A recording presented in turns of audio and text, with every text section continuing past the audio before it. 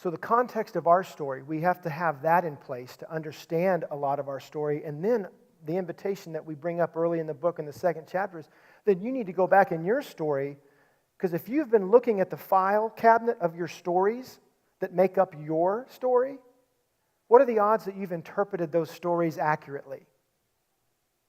If your categories are convenient, inconvenient, hard, or easy, rather than no, we're caught up in a large-scale battle and an incredible love story. Now that context might help us understand our story a lot better. So we go back to our story and we start to look through the files at what we've misinterpreted or misjudged or miscalculated. And that is a first work of a beloved son. How have you interpreted your story? Because how you've interpreted your story is how you're now living in your story. So if you've misinterpreted it inaccurately, go back to the files with God. God, let's go back through the story of my life and what has happened to me and the conclusions that I've made, the beliefs that I hold, the perspectives that I have. Because if we've lived most of those years disoriented, then most of those files are inaccurate. So in order to become the beloved son, we need to go with God to after those things that are in the way of us receiving, enjoying God's love. You know, when you're researching and you're putting a book together, I got to love the internet. I don't know how guys wrote books without that. I think they went to libraries and had all the kind of some of the research books out, but I found one really great quote by Tozer, A.W. Tozer, about this investigation of your life, this exploration of your life. We who live, he says, A.W. Tozer says, we who live in this nervous age would be wise to meditate on our lives and our days long and often before the face of God and on the edge of eternity. Right? The contemplation, what has happened to me? It's such a better question than why. What is this about? It's such a better question than why.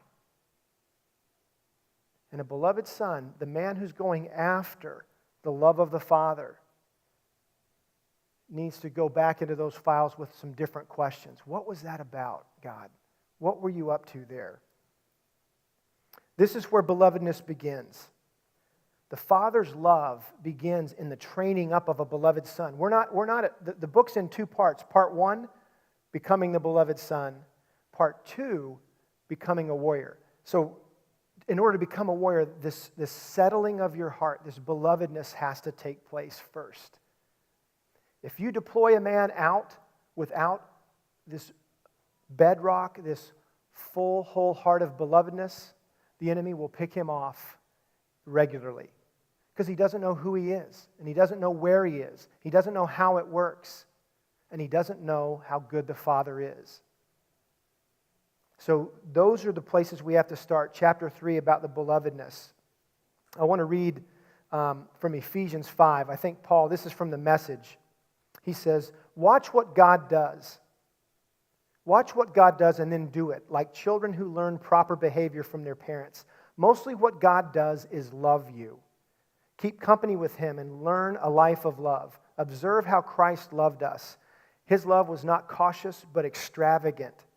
He didn't love in order to get something from us, but to give everything of Himself to us. Love like that.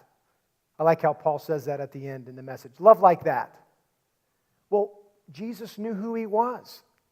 Jesus knew where He was. He knew how it worked, and He knew what good the Father was up to in His life. That's an oriented man.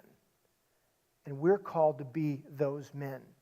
And we need to get everything out of the way that's in the way.